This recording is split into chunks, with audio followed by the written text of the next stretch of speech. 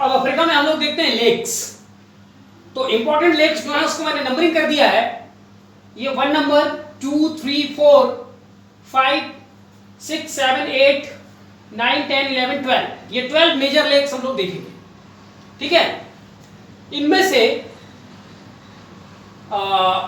जिस हिसाब से मैंने यहां नंबर दिया है उसी हिसाब से मैं आगे डिटेल करूंगा। ठीक है, जैसे यहां ये नंबर 1 है, इसका मतलब ये विक्टोरिया लेक है। ये नंबर 2 है तो 2 नंबर पे लेक क्योगा है। Is it clear? तो जिस हिसाब से यहां पर नंबरिंग है उसी हिसाब से मैं उसका डिस्क्रिप्शन दे रहा हूं। तो सबसे पहले हम लोग देखते हैं लेक विक्टोरिया। ठीक है, जो इंपॉर्टेंट लेक्स है उसमें लेक विक्टोरिया नंबर 1, ये है lake Victoria, largest fresh water lake of Africa and second largest fresh water lake of world after superior. जो पॉइंट वहां नहीं लिखा है, ध्यान रखना।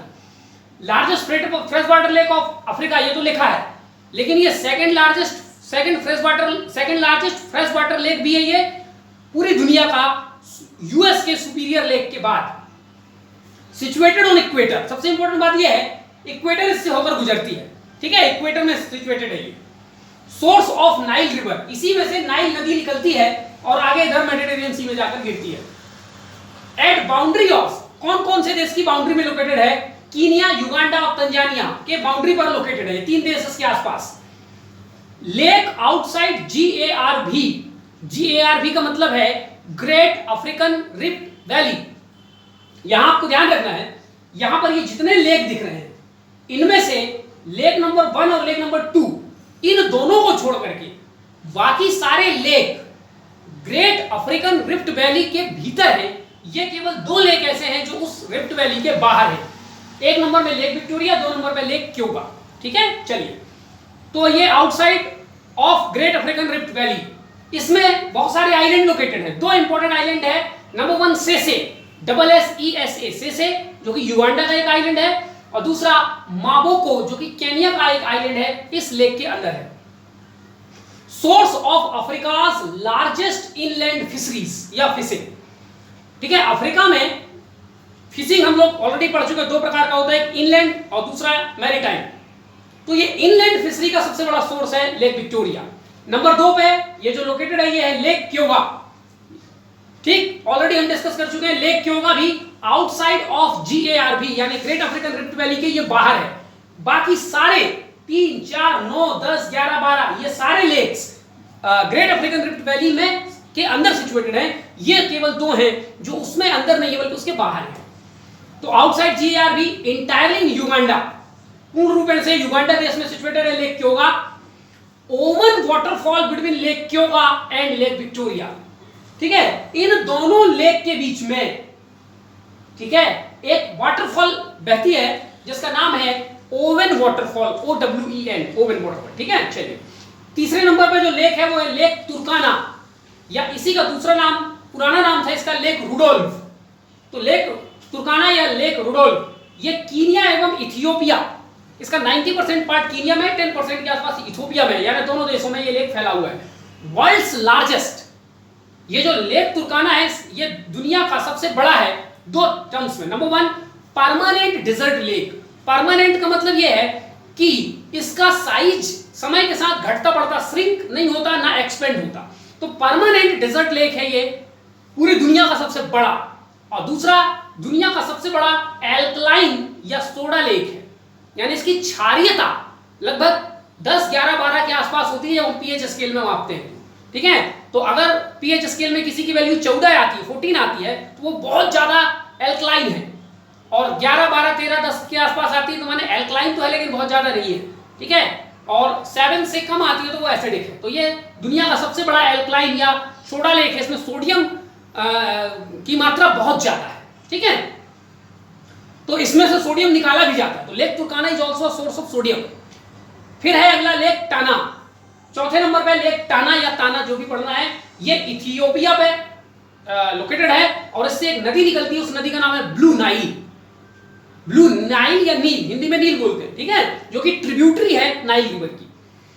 अगला है लेक नासिर, ये 5वें नंबर पे लेक नासिर, ये इजिप्ट में लोकेटेड है, हालांकि थोड़ा सा इसका पार्ट सूडान में भी टच करता है। ठीक है, तो इजिप्ट और little bit part of Sudan. Tropic of cancer पे लोकेटेड है, आप देख सकते हैं ट्रॉपिक ऑफ कैंसर को है ना जो है इसको काटती हुई आगे बढ़ती है। Sixth largest man made lake, दुनिया का छठवां बड़ा ये मैन मेड लेक है।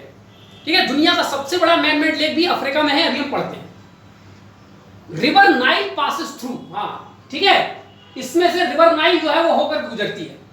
और आसवान हाई डैम, एक डैम का नाम है आसवान हाई डैम, और एक आसवान सिटी भी है जो कि एग्जैक्टली इसके नॉर्दर्न पार्ट पे लोकेटेड है। इजिप्ट की एक सिटी आसवान, और वहीं पर एक डैम लोकेटेड है, उस डैम का नाम है आसवान हाई डैम। कौन सी नदी पर है? नासिर नदी पर है।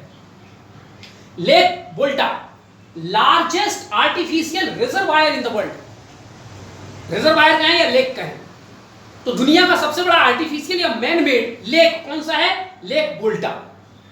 इंटायरली ऑन घाना, पूरी तरीके से ये देश घाना है उस पर लोकेटेड है, और 0 डिग्री लॉन्गिट्यूड इससे होकर गुजरती है। 0 डिग्री लॉन्गिट्यूड माने ग्रीनविच मीन टाइम, जीएमटी। ठीक है, इस लेक वोल्टा से जीएमटी होकर गुजरती है। और इस पे एक डैम लोकेटेड है जिसका नाम है एकोसोम्बो, AKOSOMBO, एकोसोम्बो डैम इस वोल्टा झील पर लोकेटेड है। तो ये 6 इंपॉर्टेंट झील हो गई। अब हम आते हैं 7वें नंबर पे। ये जो 7वां है ये कांजी रिजर्वायर है, या कांजी हम लेक भी कह सकते हैं। ठीक है, नाइजीरिया में है, ऑन नाइजर रिवर, नाइजीरिया, और इससे होकर एक नदी बहती है नाइजर रिवर। ठीक, 8वें नंबर पे है, ये 8वां नंबर, ये है चाड, लेक चाड। जो चाड रिवर है इसकी खासियत यह है कि वेरीज कंटिन्यूअसली ऑन साइज, ये कभी कभी साइज में सिकुड़ के छोटा हो जाता है, कभी बड़ा हो जाता है, ये इसकी खास बात, ये ध्यान रखना। ठीक है, तो ये डिफरेंट क्लाइमेटिक इफेक्ट के कारण ऐसा होता है, कोई मैजिक नहीं उसमें। कहां सिचुएटेड है? At border of Chad, Nigeria, Cameroon और नाइजर, 4 देशों की बॉर्डर पे सिचुएटेड है। जो 4 देश कौन कौन से? चाड, नाइजीरिया, कैमरून और नाइजर। ये दोनों अलग अलग देश है, ध्यान रखना है, नाइजर अलग है, नाइजीरिया अलग है।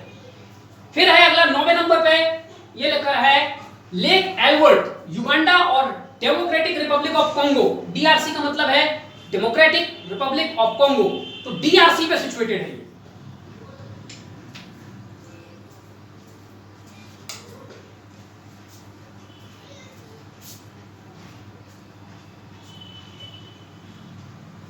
चलिए लेक एडवर्ड, अगले 10वें नंबर पे, ये 10वां नंबर लेक एडवर्ड। लेक एडवर्ड ये भी युगांडा और डेमोक्रेटिक रिपब्लिक ऑफ कॉन्गो के बीच में सिचुएटेड है, कोई खास जानकारी इनके बारे में है नहीं।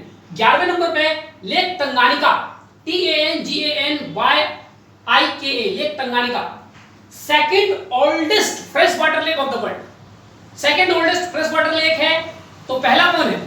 याद कीजिए, रसिया, बैकाल। बैकाल संसार का सबसे पुराना फ्रेश वाटर लेक है। उसके बाद सेकंड लार्जेस्ट बाय वॉल्यूम, आयतन के हिसाब से दुनिया का ये दूसरा बड़ा झील है। तो पहला बड़ा झील वो भी लेक बैकाल। बैकाल दुनिया में वॉल्यूम के हिसाब से सबसे बड़ा झील है फ्रेश वाटर का। एरिया के हिसाब से नहीं, वॉल्यूम माने उसमें पानी कितना है, एरिया माने उसका एरिया कितना है। तो दुनिया का सबसे बड़ा फ्रेश वाटर लेक है lake superior in terms of area, but दुनिया का सबसे बड़ा लेक है in terms of volume lake Baikal. तो वॉल्यूम के हिसाब से दूसरा फ्रेश वाटर लेक है after Baikal, and second deepest lake of the world. तो पहला डीपेस्ट लेक संसार का कौन है? वो भी लेक बैकाल। ठीक है, तो तीनों टर्म्स में बैकाल के बाद ये दूसरे में आता है। ठीक है, world's longest fresh water lake FLW, लंबा, बहुत लंबा है। कितना लंबा है? 673 किलोमीटर लंबाई है इसकी, इतना लंबा झील है। ठीक है, आप एटलस में देखिएगा, यहाँ तो बहुत छोटा दिख रहा है, आप अपने उसमें देखिए बहुत लंबा बना हुआ है लेक तंगानिका। ठीक है, सिचुएटेड एट बॉर्डर ऑफ, 4 देशों के बॉर्डर में सिचुएटेड है ये, Tanzania, democratic republic of Congo, Burundi और जाम्बिया, इन 4 देशों के बीच में सिचुएटेड है। इसमें एक इंपॉर्टेंट आइलैंड लोकेटेड है, कावाला आइलैंड, KAVALA, जो कि डेमोक्रेटिक रिपब्लिक ऑफ कॉन्गो का है। ये आइलैंड इस झील के अंदर सिचुएटेड है। 12वें नंबर पे ये जो झील है मालावी झील, या इसी को न्यासा झील भी बोलते हैं। ये 3 देशों के बीच में सिचुएटेड है, मालावी, मोजाम्बिक और तंजानिया, और ये second deepest lake of Africa है आफ्टर लेक तंगानिका। ठीक है, तो ये इंपॉर्टेंट लेक्स हो गए, इनका आपको सिचुएशन ध्यान रखना है, लोकेशन ध्यान रखना है, और कुछ खासियत जो हमने चर्चा किया ये ध्यान रखना है। नेक्स्ट वीडियो में हम लोग देखेंगे अफ्रीका के रिवर्स, ठीक है, उनके बारे में हम लोग डिटेल से देखेंगे। Thank you.